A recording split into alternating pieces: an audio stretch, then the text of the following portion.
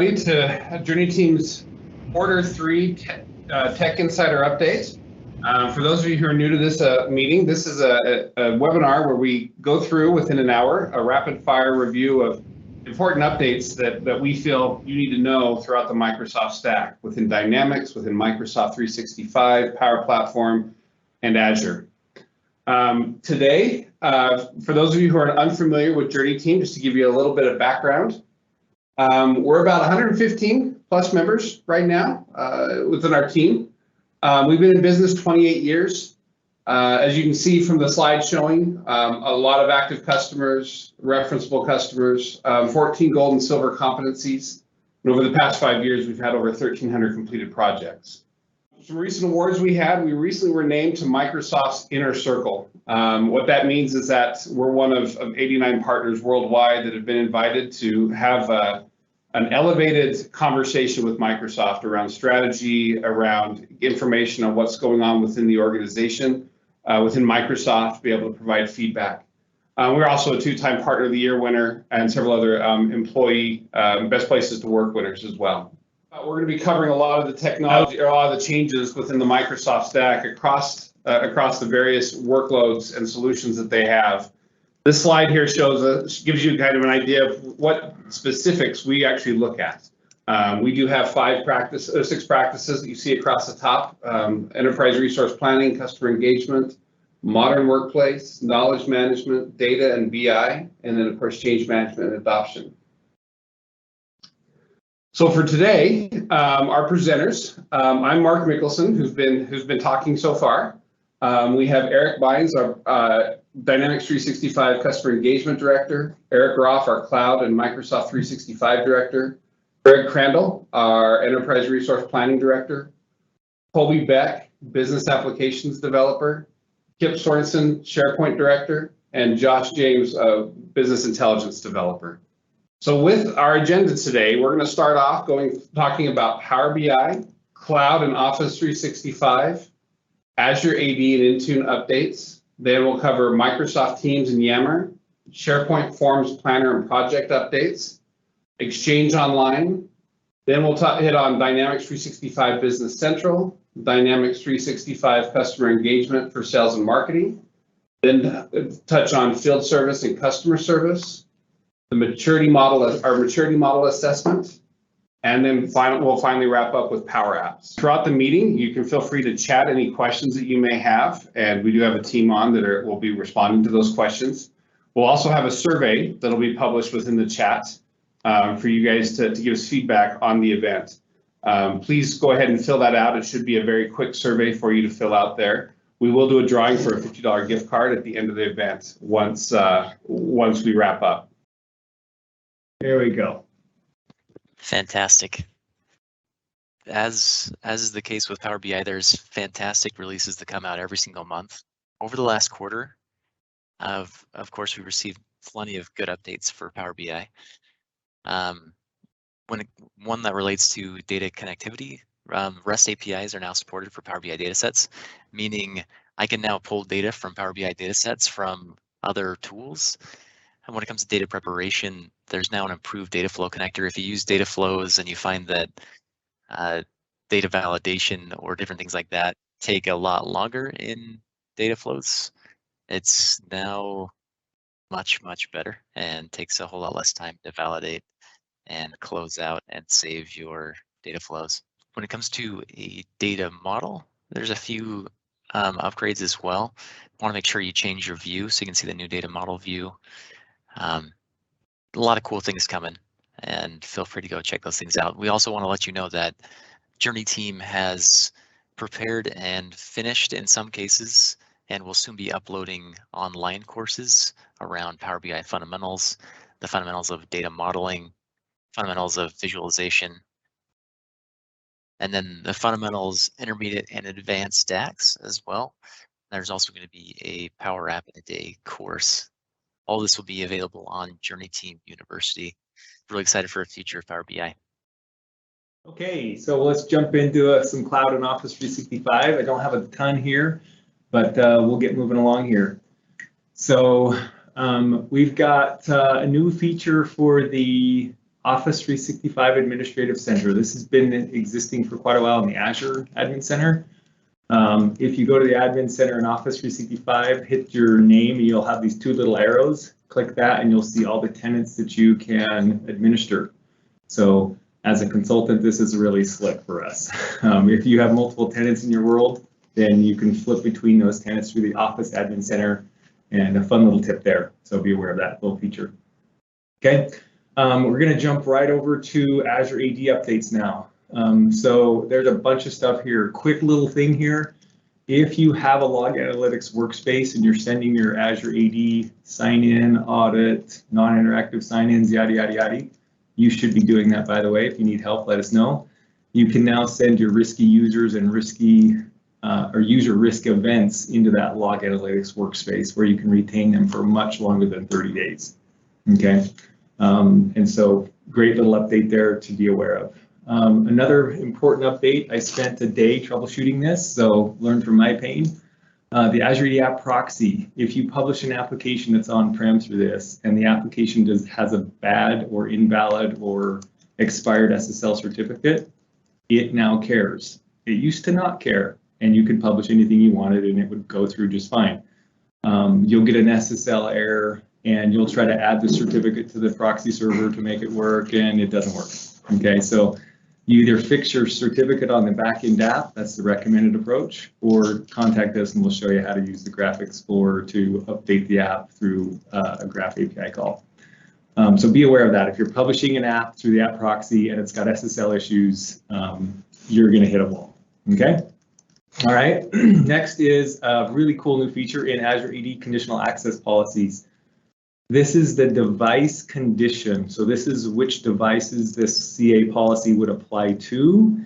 And it's been significantly enhanced where you can now filter and apply the condition to all kinds of properties about a device. The model, the operating system, the manufacturer, if that device is compliant or not, et cetera, et cetera. So much more powerful in the Azure AD conditional access policy of how this, what kind of device types this policy would apply to, okay? All right, next is the multi-factor enrollment report. If you've ever wondered who's enrolled in Microsoft's Azure AD MFA, if you go through, you can kind of see my breadcrumbs there in the screenshot, go to password reset, authentication methods at the top there. It'll tell you a new report that you can see. And you can see here, what's beautiful about this report is you can see the specific methods that they use to enroll. The Authenticator app with push notification, email, mobile phone, Windows Hello for Business. This shows your guest users, it shows your regular users. And so you can download this report, and it'll also show you who's enrolled in SSPR, and also allows you to know if you should nudge users or not. That's a keyword that Azure has a feature to help push people to use the Authenticator app. It's in preview right now. If you're interested about how to guide people to use a better way of doing MFA, let us know. So this will help you know what method people are enrolled in. Okay, quick Intune updates now. There's a bunch of stuff here. So the first thing, if you have an Azure AD joined device, you can get on-prem single sign-on functionality. This has been around for years. It's still quite unknown and misunderstood. So basically, my cloud connected device, if it comes on-prem, I can get Kerberos tickets, I can get NTLM tokens, I can access file shares and anything doing integrated Windows auth seamlessly as if I was traditionally domain joined. Okay, so don't feel like you have to do hybrid joined for your devices. You can natively go Azure AD join and get the same functionality that you would from a domain joined computer. It does require 2016 or newer domain controller, and there's some updates you need to do for Windows Hello for Business. We can guide you through all of that. So really fantastic feature there. Another feature about filters in Intune. This is kind of like dynamic groups, but simpler and more flexible. It's specific filter logic inside the Unified Endpoint Management, used to be called Intune, to target your policies or your applications that you're deploying to a specific type of device, okay, without needing to go build a different dynamic group for that. Okay, so neat little update there. Great feature here, endpoint analytics. So per device scores, if you got Windows 10 or newer, you could identify devices that would be impacted from like how quick is their boot up time? What issues are they having on the desktop? And you can start getting metrics and visibility into that. So you can start seeing who's having a good or bad experience on their desktop. So per device analytics and functionality coming up there. Next one here is getting diagnostics data from a Windows device. If you're troubleshooting things and you want to look at the event logs or device logs, you can go pull these without having to talk to the end user or interrupt them. They have no idea that you pulled all their diagnostic settings and can see what errors are happening on the local device. Super, super helpful for troubleshooting and pulling data from the local device. Windows Hello for Business logs are also now collected. So great little update there for device management. Okay, next is you can export your Intune reports. So all you geeks out there that want to pull your reports from Intune into a different method, different dashboards or something, you can all pull those via the Graph API. So pretty slick there, gives a lot of flexibility for being able to get to these reports and the data about what's going on. So be aware of that reference article there. Okay.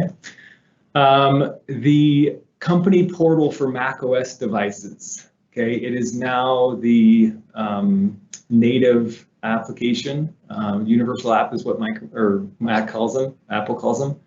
And so whether you're running on the new M1 chips or the old Intel processors from Apple, this Universal app is the same app for either platform. So be aware of that update for the company portal app for Mac OS devices. All right, yes, we're Microsoft partners, but we can't say the word Mac. Last but not least, Windows 365, a brand new SKU that Microsoft announced. And this is a game changer, big deal here. There are two SKUs. There's Windows 365 Business and there's Windows 365 Enterprise. The Business, you've got that 300 user count limit, just like the Office 365 plans for business, okay? It is literally software as a service, virtual machine, my desktop hosted for me in the cloud. I can license it and it just spins up a VM for me. You can see a screenshot here of my apps.microsoft.com and there's Windows 365. It shows up as an app. You click on it and it takes you to this little screen on the left where it shows you your virtual machine. You got 2 cores, 8 gig of RAM, so much storage. You hit that open in a browser. You've got conditional access, multi-factors in front of it all. It's a persistent desktop. And so you literally can access your desktop from any device and you've got a full-on desktop running for you in the cloud. Geographically located at the same location as your Azure tenant. Correct, exactly. It's in the same region as your tenant. Great point, Kip. Yeah. And so if you've got latency things or you've got other VMs running in the cloud for, let's say, Great Plains, and you're hosting Great Plains in Azure and you want a fast desktop to connect to it and I don't want to have the VPN and all that hokey pokey, this is a sweet solution. Okay, so that's the Windows 365 Business. These devices do become Azure AD joined. So they hook straight to Azure AD as persistent Windows 10 desktops, okay? On the Windows 365 or Enterprise, it's a little different story here. I would wait a little longer on this one, is the short version, okay? The only thing, the big difference here is that these devices have to be connected to your on-prem Active Directory. So they become hybrid AD joined devices, and there's some nuances to that. They are working on that. So the enterprise plan is not the same setup as the business plan. Okay, so we've played with both of these and kind of understand how these work. And this is, like I said, this is a big deal in the evolution of Windows, now known as Windows 365 SaaS desktops for you. So that wraps up our Intune section here. There's a little comparison chart. Sorry, I forgot this thing. That lets you kind of see the differences of which solutions support what. So be aware of that as you start going down this road. Okay.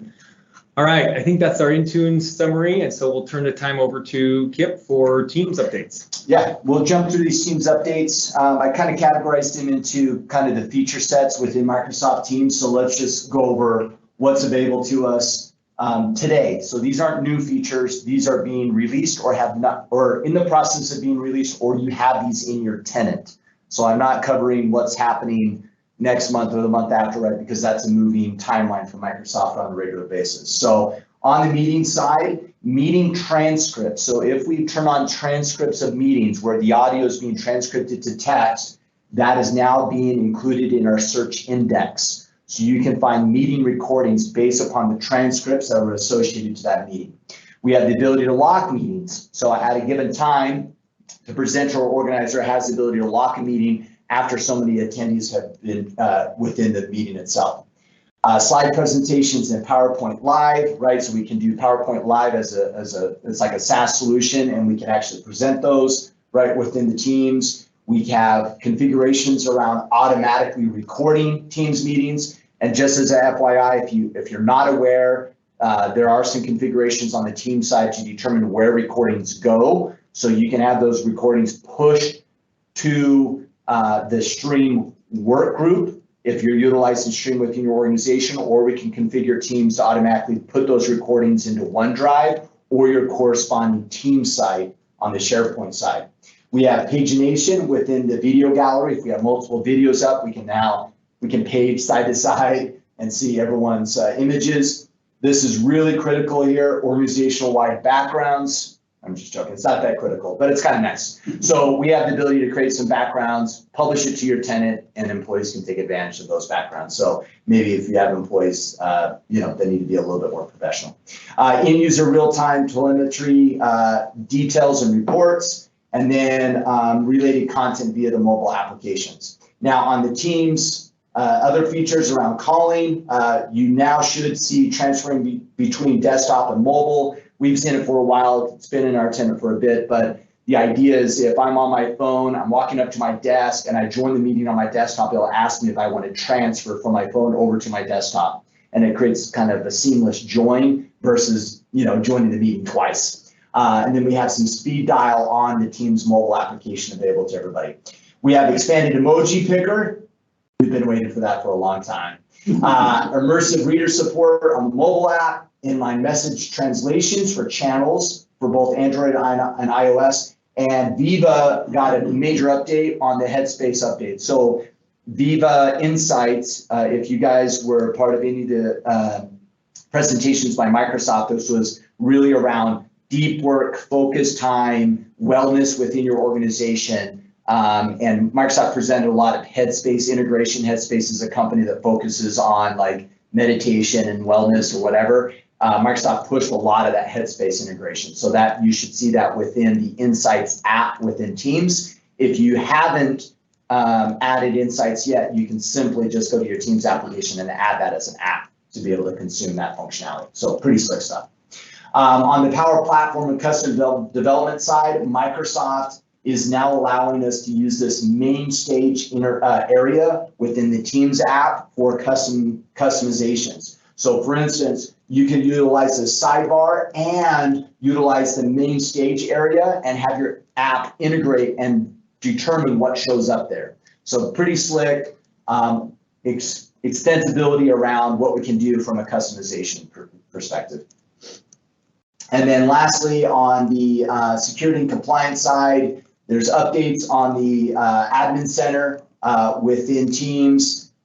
There's multi-geo extended support for Teams. So now you can have Teams across different geolocations, and then safe links integration within Teams as well. So then that way we can reduce kind of that whole functionality that we had on Exchange and possible spam links and whatnot. For the government community cloud, you just got a ton of stuff that you haven't had that we've all had for a long time. So here's this few list, but Microsoft pushed a major change to the government cloud, and you're now getting a whole lot of the stuff that we've had for months. So look that up and see what's available to you guys on the GCC. All right, Yammer updates. You all know I love Yammer. So you can post on behalf of other individuals. There's UI changes. You can follow conversations based upon topics. We have Q&As in Teams meetings. You can pin posts. You can post, we have insights around posts. So when you make a post in Yammer, you can actually see the insights and see what the adoption rate was and the click-through and a lot of like insights around like the effectiveness of the post is what I'm trying to say. And then improved Yammer embed options in both Teams and SharePoint. All right, on the SharePoint side, super quick update. So boost of news is now available. So if you have a news article that needs to be boosted up, from that news article page, you can choose boost and you can choose a timeline for how long you want to boost the news article for. That will promote it through the aggregation of news, and it will also flag it as an elevated news item. We also have collapsible sections on pages. That's a new feature that should be now released. And then anybody that's using SharePoint integration within Teams, you can now edit the pages of SharePoint from within the Teams application. Before you couldn't do that, that is now available. So you can kind of do some of your content administration within the Teams app. On the collaboration side of SharePoint, if you haven't realized, we had templates that Microsoft made available to us that we could choose during list creation. You can now create organizational templates for users to select from as well, not just the ones from Microsoft. So take a look at those, and we'll cover it now. So also in Planner, when you create a task within Planner, Microsoft is integrating suggested attachments from your corresponding SharePoint team site. So if I create a plan for my department and I create a task and I assign it to Mark, it's going to give me suggested documents to attach to that plan within the Planner interface. And those are coming from SharePoint. All right, forms. A lot of little changes here. Formatting options. We have short URLs that you can now use when sharing. We have a word cloud view for the poll results. Quick quizzes in Teams. And probably on the next tech update, we'll probably do this for you guys, where we can actually embed quizzes and polls from within the Teams application. So during a meeting, in that chat window on the right-hand side, we can actually embed Microsoft Forms and get live results via a meeting versus sending out a link. So pretty slick stuff there. These things are actually, I'm pretty excited about this. So you can create tasks for To-Do and Planner from within Teams messages and from within Outlook. So if I got a message from Greg within Teams, I can go to that Teams message and generate a task, and I can assign it to a planner board, or I can assign it to my personal to-do. Pretty neat. And then of course, I've already mentioned the suggested attachments from within SharePoint. On the to-do side, listen up if you're not listening. If you use Microsoft To-Do, you need to update it. So Microsoft is changing the backend service that supports Microsoft To-Do. You need to update your mobile and your desktop versions to be 2.49 or higher before October. Otherwise, you're going to have those systems are not going to be available and you're going to have some issues. So this is a FYI. All right, Microsoft Project. So Microsoft Project for the web in particular, we can assign tasks now to anyone, even if they're outside of the group. So if we're not aware already, Project for the Web is associated to the same group that a team could be associated to on the back end. I can actually assign a task to someone outside of that group. I have roll-up capability within Project for the Web, and I have a scheduling mode. A few other things that I think are key in here that I want to just call out is custom choice fields. Before, this was a major problem for some clients where we didn't want to use Project for the Web because the field options were kind of set and you couldn't do anything custom. You can now do your own custom columns, if you want to use that term, or field within Project for the Web and have some unique metadata associated to tasks. Because they are tying it into Dataverse now, and Project for the Web is the backbone for Dynamics project operations. Yeah. So they are continuing to expand that. So I would say even next year, look for Project for the Web to continue to grow into more of the rest of the Power Platform's capabilities. Totally. And one thing that I do want to call out, I don't have this on the slide yet, but it's come up quite a bit with a few clients is, oh, you know, Kip and JourneyTEAM, we love Project for the Web and we think it's a great tool, but it's not portfolio enabled, right? It's like one thing at a time. Well, Microsoft has addressed that somewhat, and the way they've addressed it is there are Power BI templates that generate a portfolio view of plans in Project for the Web. So by utilizing Power BI or even reaching out to us on our Power BI team, we can actually assist and create that portfolio kind of high-level overview of plans within project for the web. So to just kind of keep that in mind, it's something that keeps coming up every so often. And that's everything on my side. Okay, quick updates on Exchange Online. So a neat new feature, this is with the Microsoft Defender for Office 365, the anti-phishing components in it. You can now use machine learning. You used to go in here and define specific users of who you wanted the anti-phishing logic to apply against. They've moved past that now and they're using machine learning. There's a phishing threshold that you can set to. It defaults to standard. You can go standard, aggressive, more aggressive, or most aggressive. So those are their 4 levels there. And be aware of that. You can apply it to the entire domain. So really some nice updates here for the anti-phishing engine of the Microsoft Defender for Office 365, okay? So turn on safety tips as well. This is super helpful. These are little pops that come into the Outlook client to help people get tips about when they're sending mail or replying to mail. And it maybe looks like it's going to something that isn't legitly who it looks like it's from, okay? So quick little update there. Another update here is the feature that you can now actually block BCC messages to distribution groups in Exchange Online. Why do you care? Well, because your nice little rules that send email to a folder when you get emails ignore anything in the BCC field. So savvy folks would BCC the distribution list of the whole company, and then never mind the fact that you put that in a junk mail folder, right? So you can, if you have a DL and lots of people are BCCing that and getting around client-side rules or Exchange rules that move that message to a folder, you can prevent the ability to BCC a DL, okay? Another important thing, more security issues with on-prem Exchange has been announced in the last week or so. Proxy shell vulnerabilities. If your Exchange server on-prem is not patched, please patch it, or talk to us so we can help you how to get off the thing. All right, so a couple of updates are on Exchange. I think that's all I had there. So let's jump over to Mr. Bynes, D365. No, it's Mr. Greg. Sorry, the other side of the D365 world. Greg, take it away. Right. Thanks, Eric. Wanted to share with you a number of the key features that are in the Wave 2 release for 2021. This release will be previewed in September. They have not given us a date, but it's imminent and will be released officially for production in October. So these are coming in the next 2 weeks. Microsoft has been highlighting a lot of improvements to bank reconciliation. We've given a lot of feedback. They've received a lot of feedback to improve those pages. There are a number of features added to the bank rec page and the payment rec journal. I'll just give you a couple of them. In the bank rec page, bank ledger entries are now filtered, so only ledger entries after the statement's ending date are displayed. That makes it simpler to get an overview. The layout of the test report has been cleaned up, making it simpler to read.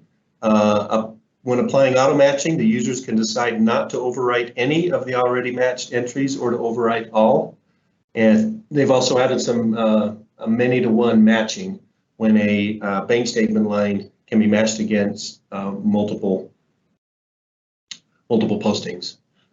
On the bank rec journal, they've added a new number series, they've added a posting preview, and the ability to reverse the GL posting posted through the bank reconciliation journal. So there are a number of other features that I haven't called out or even listed. I don't have screenshots, I apologize, since it's not in preview. Dataverse continues to be improved. Specifically, they're calling out speed and throughput improvements when you grab a multiple record set and integrate multiple records at one time. They continue to improve that. Dataverse is the integration platform between BC and CRM. Another improvement that Microsoft continues to grow and put focus on are adding columns via the personalization engine. Often you'll have a page or you have a document that the fields are in the database, but they're not available to be put on the screen via the personalization engine. And so they've been adding those columns and those fields through each wave. I've just listed a number of them there. The chart of accounts and GL account card have some improvements. The bank accounts will show the balance at date. The general journals, it's a big one, is the external document number can now be exposed. On sales and purchase docs, weight, volume, units per parcel, those kind of fields are now added. On purchase docs, the expected receipt date can be added, and there are many, many others. There are pages and pages of this. I wanted to highlight, JourneyTEAM has created an extension, because this appears in many of the pages throughout BC. We've created an extension for exposing all of the fields to the personalization engine. It has a $500 value, but for the sales and purchase docs, for the customer, general, vendor, item, and job ledger entry pages, we have now exposed every field that's in the database. It's visible via the personalization engine. So talk to one of our consultants or account managers if you want to get that extension. Couple of others, they've added the non-inventory items on a requisition and planning worksheet.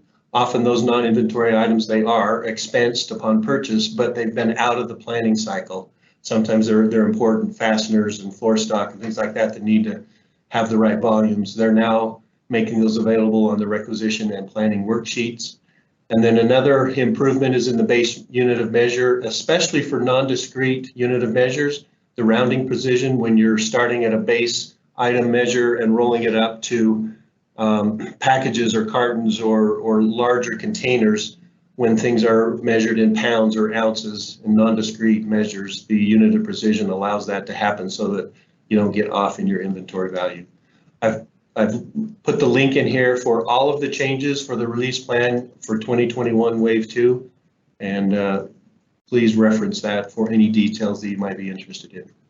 I also wanted to just highlight most of the summit meetings and conferences have been online, but Microsoft announced that Community Summit North America is back in person for October 12th through 15th, at least that's the current plan. And I put the link in there. It's a great place to meet with other users. We'll have a number of people there if you want to link up with us. If you have a specific problem you're trying to solve, meet with other users, other customers. It's a great opportunity. All right. Now the other side of Dynamics is customer engagement. And I've highlighted some things that are out now in either preview or that have been released. And we're going to go through first the sales application. Few things to call out that are pretty cool. They've increased the integration and adoption with Teams. They've improved the mobile app.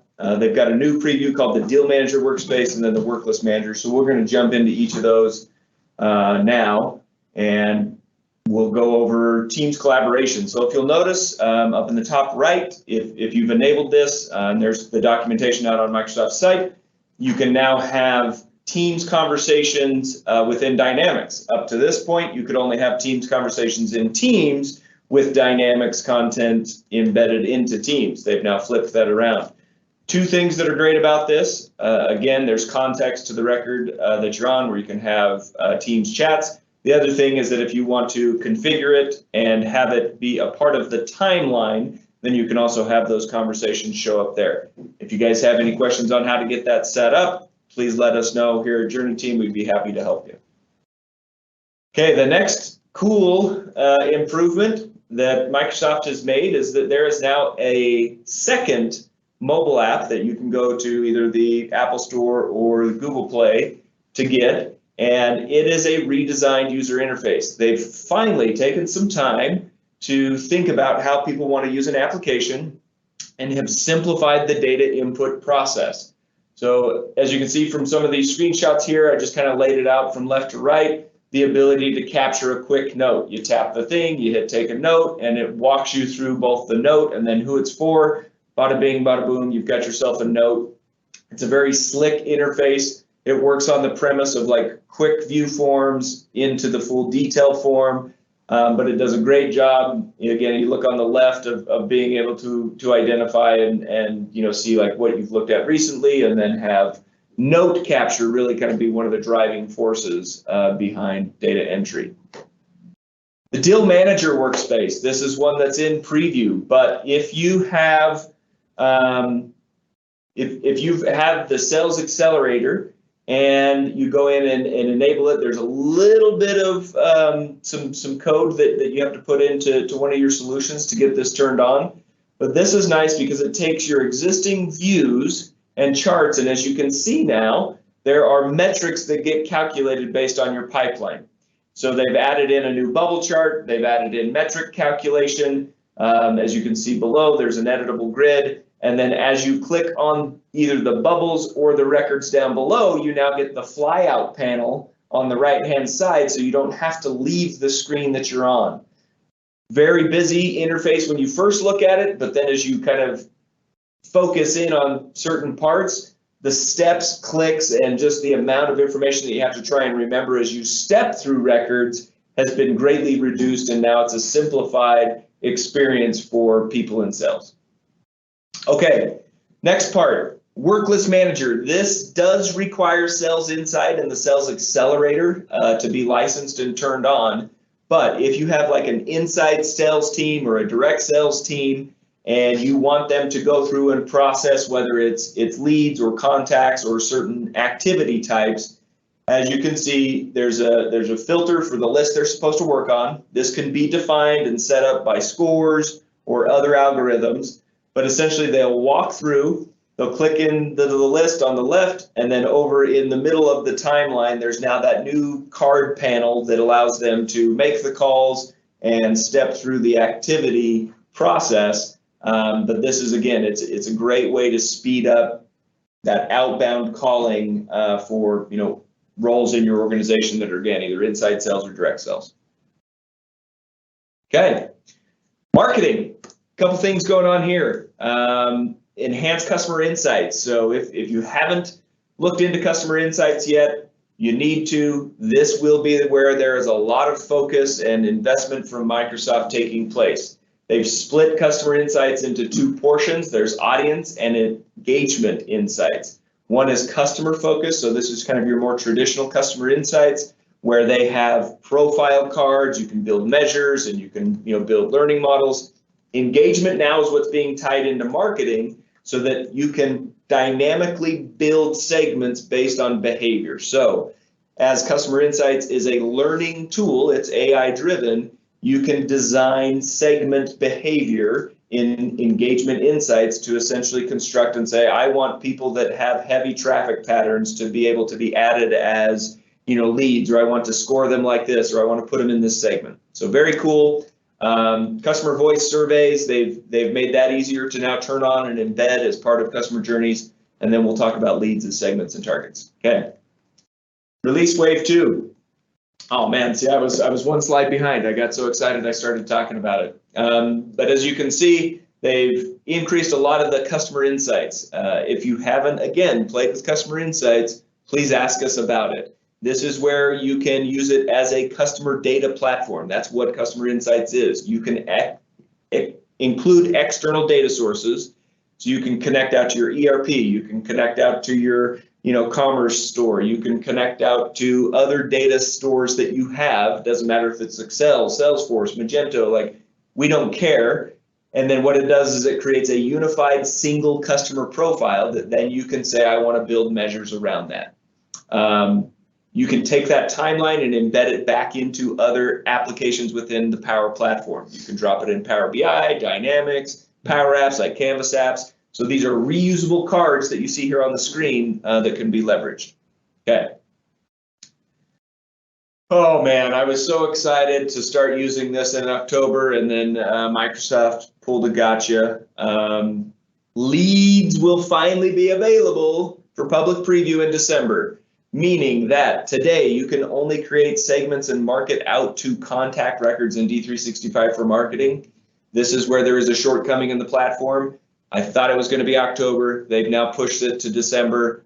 I'm crossing my fingers that this is my Christmas present this year, is that you'd be able to market directly to leads. Cool. All right. And then customer voice. So basically it was previously Forms Pro. They relabeled it just like they relabel everything, just like Intune's no longer called that. And every other tool that they'll change without fail at some point in its life cycle. But you can now link your customer voice surveys and those results with your marketing emails in marketing, and then call those out in your customer journey so that you can use the behaviors. So you can say, send an email to everybody, and if they've submitted the survey, then send them email 1. If they haven't, send them a reminder email. Very cool integration. It also adds a button within marketing that if you want to do a direct send survey on a contact record, you can do that. The nice thing is behind the scenes, both in Dynamics and in the Dataverse, it captures who that marketing respondent was and all the details of their voice responses. Okay, switching gears quickly. Sales, marketing, field service. Couple new updates here. Self-service portal and travel time. Here's a snapshot. This is really cool. If you leverage Power Apps portals, there is now an app that you can add in to the portals that allows end users, so these are your customers, to go in and schedule for field service visits. This is extremely powerful, and it ties directly into the universal resource scheduling. So all of the availability that's shown on this portal, 1 is configurable, but 2 is a real-time read of available capacity for your schedulable resources. Pause there, let everybody, applaud and clap and go, oh my goodness, they finally did it. Yes, self-service scheduling available for field service. I'm very excited about it. Okay, next. Travel time. You'll notice there's that little teeny bar over that work order. Normally a work order might be scheduled for 2 hours based on its incident type and all of the different service tasks that you have to perform. If you enable Bing Maps and the geocode feature for your service accounts, it will try to get a near real-time picture of what travel looks like at the point of the work order. So that 23 minutes could be adjustable based on Alan Contoso going in here and viewing the schedule board to see how long it expects that travel time to be. So that's nice because, again, it's going to put in those buffers so that if somebody goes to schedule an additional work order for Alan and they put it, that it needs to, start at, 7 p.m., it will adjust that out to account for the next work order's travel time. Okay. Couple new things on customer service. There's a new Workspace, and we're going to talk a little bit about Azure Communication Services. All right. So the new Agent Workspace, if you haven't used the Omnichannel and kind of the unified experience within customer service, and you do run any sort of case management, call center technology, this allows for multiple cases or multiple sessions to be worked at a time, and where you're able to go through and work those. So as you can see, there's the left-hand nav, which allows you to jump through the records. The interface is redesigned so that views are, it's basically a dashboard view, and you can launch quickly into the next ones while still keeping previous cases or sessions open. Very cool. They're continuing to make improvements on this. I didn't have a picture of what is numbered as number 4 in terms of how the case ties back to this, but they are continuing to invest in this workspace to try and, again, reduce clicks and make it easier to use. All right. And then just a couple things. If you didn't know, Azure Communication Services is now a voice option for your call centers or for any sort of inbound, outbound calling that you need. So if you have additional functionality that let's say Teams voice just isn't going to cut it, Azure Communication Services can be your call center platform or your telephony option as a company. As you can see, even based on the very first one, you can manage all of your phone number procurement. You can do call routing and call distribution. You can do call trees. You can incorporate SMS as part of the Azure Communication Services. And then obviously it's tied into the Omnichannel for customer service. So very cool. The things below that, so real-time sentiment, real-time transcription, real-time translation. The reason why this is powerful and they're pushing this is it's going to tie into customer service insights. So if you want to have real-time analytics around projected NPS based on sentiment analysis. You could do that. You can set up rules that flag it so that if the sentiment was negative, you could have a supervisor follow up on that call and have all of that, routing or follow-up automated. So very easy to use. They've got a great operations management dashboard. Again, if you guys have questions about Azure Communication Services, how to set it up, what it costs, how it's used within Omnichannel, please reach out to us and we'd be happy to let you know. Okay, a couple other things. We didn't cover all of these, but if you have questions about any of these dynamic applications, sales, marketing, field service, customer service, project operations, as Kip and I talked about earlier, running on project for the web, reach out to us. If you have questions around customer voice, customer insights, sales insights, service insights, let us know. And then lastly, we do a ton of work with model driven and Canvas apps and Power Apps portals. So if you're curious about any of that functionality, please reach out to us and let us know. And lastly, one of the services that we do offer is our maturity model. And what this does is it helps identify your current standing in your organization, how well you work together, what are your functional areas, and what are the things that you can focus on in order to increase your maturity performance as an organization. So we will come in, we evaluate this. It's a $10,000 evaluation that we do. And then what we do is we give you kind of a roadmap and a blueprint of how you can increase your maturity model in your organization. All right, Power Apps with Colby. All right, so my name is Colby Beck. I'm on the Business Intelligence Applications team, and I mainly focus on Canvas apps and model-driven apps. And today I'm going to talk about two features that are currently in public preview, one for Canvas apps and one for model-driven apps. So first with Canvas apps, it is writing PowerFX formulas with natural language. So PowerFX is the, quote, programming language for Canvas apps. It's what you use to program the buttons. If you want to create a lookup function, you use PowerFX. And just like any programming language or function language, sometimes the syntax can get tricky. Trying to remember what the syntax is can be kind of hard, and so you're always left to Googling, looking through the forums, or you text me and I tell you what it is. What's nice now is Microsoft has made it so now you can actually use natural language, and you can just type out what you want, and then Microsoft will return the function to you. So as an example, here I have a simple app. On the left, I have a gallery of accounts. On the right, just a form, and then on top, I have a search bar. Now, if I was to say, hey, I want to be able to search my accounts in the search bar and then sort by account name, how would I do that? So obviously here in the bottom, this is the answer. This is how you would write that function. But if you didn't know it off the top of your head, you'd have to Google it, or like I said, or it asked me. So now Microsoft has made it, so now there is an ideas pane. So what you do to access this is if you click on your gallery on the left and look all the way to the right underneath ideas, you can actually write out in natural language what you want. So I typed in, I just want to search accounts with account name in the text box and then sort the results by account name, ascending. So I typed that in, and then down there at the bottom, in the bottom right, you can see answers. It said, hey, how about this? Try this out. So I clicked on the light bulb and it pasted in the function up at the top. So I didn't even need to know how to write the syntax, and Microsoft did it for me. I will say there are a few drawbacks. Sometimes it doesn't give you the exact correct answer, but the nice thing is it gives you ideas and it pushes you towards the correct answer so you can get the right syntax. So instead of having to remember, what was that formula I wrote a couple months ago, you can just write into the right, in normal language, what you want, and you can kind of cross your fingers and hope that you get the right answer out of it. So this is super helpful, definitely speeds up the development process. So a new feature for model-driven apps is the Modern App Designer that is in preview. So normally, if you want to create a new model-driven app, you would go through the classic designer, which looks like this. As you've all probably seen it from here, you can edit your sitemap, you can add entities, dashboards, forms. You can do everything in here. But if you actually want to see what your app looks like, you have to save it, validate, publish, and then play the app and have it open in a separate window, which works, but there's just a lot of back and forth.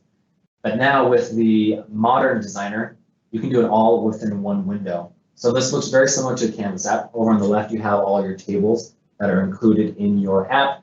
Then on the right, you can manage forms and views. So now instead of making your changes, then publishing, and then going to your app and opening it up and seeing what it looks like, you can see it, the actual changes happen right here. And you can navigate this app as if it was a real active app. And right from in here, you can manage all of your forms and views. Whereas previously with the classic designer, you would have to leave the designer, go to the Dataverse, find your table, open it up, go to your forms, open the form and edit it from there, or go to your views and change them from there. But within here, you can do all those changes all right here, which definitely speeds up the process. So those are two really cool new features. So obviously with Power Apps, there's a lot you can do. It's a mountain.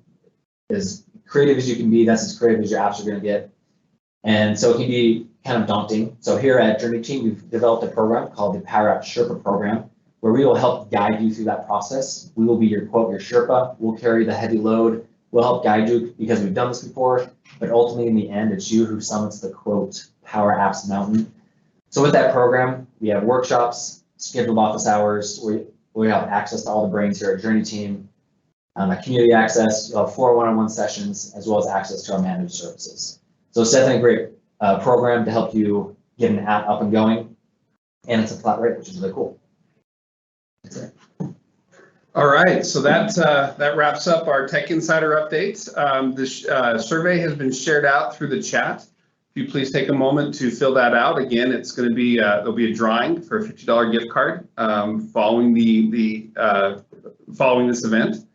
Our team will stay on for a few more minutes to answer any questions you might have in chat, but also feel free to reach out to us with any details that you might need or any additional questions you might have. Thanks again for attending, and we look forward to having you again next quarter.